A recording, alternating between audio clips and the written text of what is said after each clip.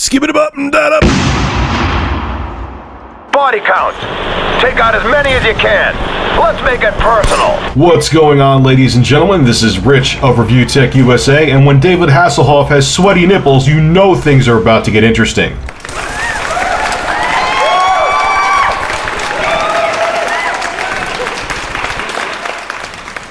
Okay, so a couple things interesting coming out of the Sony camp. The first one is that Naughty Dog is hiring for the next generation Sony console, which totally debunks the rumor that Sony is quitting the console race. A new job listing at Naughty Dog for a character artist states the studio is seeking a person to help build next-gen games. Additionally, this person has to be able to make million polygon characters in-game ready, whereas that's a big jump. I mean, if you go back to 2009, Uncharted 2, the characters are made of 80,000 polygons, so it shows there's a big boost in hardware performance for the next-gen console. Obviously, I don't know its specs. So, this is big for a couple reasons. Like I said, it proves that Sony's not quitting the console race. That was just a ridiculous rumor. That's why I want to talk about it in my previous video. And secondly, games are going to start winding down for this current generation. You're going to start seeing less exclusive titles come out, less big budget titles come out, which kind of sucks because I know a lot of people who just invested in this hardware, but this is a very long generation and this was bound to happen. So, interesting news. I'm curious about the game The Last of Us that Naughty Dog is developing, which seems like it's going to be the last game they're going to make for the PS3. So, it was inevitable, folks. We are in the twilight of the current generation. We should have been 2 years ago, so hey, you got your money's worth out of the consoles, and to those who just invested in this current generation, buyer beware, you knew it was coming.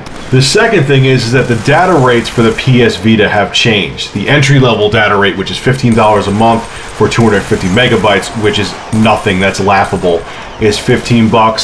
But the $25 2 gigabyte option is gone. It's off the table. Now you could either get the $15 250 megabyte option or a $30 3 gigabyte a month option, which is fine. I guess that's a decent amount of data for what you would do on a PS Vita anyway. But my beef with the whole 3G network thing with the Vita is that I don't know if any of you have used 3G. 3G is not that fast. I don't know what kind of online gaming you're going to do. I mean, I guess if you had a full 3G signal, you were right next to a tower, it would be tolerable.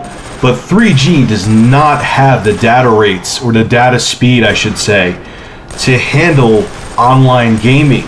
And, to spend $30 a month for a dedicated portable gaming console to game online when I know it's not going to be reliable, because like I said, 3G just cannot handle what you need to do. I think it's going to be a wash. I really think that the 3G model of the Vita is a waste of money. I could be wrong. Maybe they're doing some kind of compression so you don't deal with latency with online gaming, but just if anyone's interested in the Vita, just take my advice. Just get the Wi-Fi model.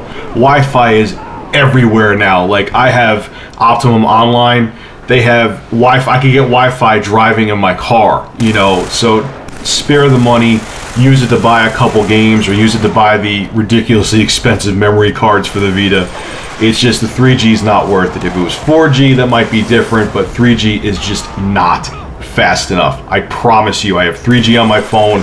I mean, to download files here and there, it's okay, but to do any kind of gaming or anything that really requires a lot of bandwidth, it's just not going to happen. It's not worth it. It's not worth the money. I promise you. Anyway, guys, leave your thoughts on these topics below. Tell me what you think about Naughty Dog working on next-gen games. Tell me what you think about the data plans for the PS Vita, and if you think getting them is worth it, especially with the very slow 3G service. And make sure to rate this video, favorite, comment, and subscribe. And as always, thank you for supporting Review Tech USA. It is genuinely appreciated. Have a good one.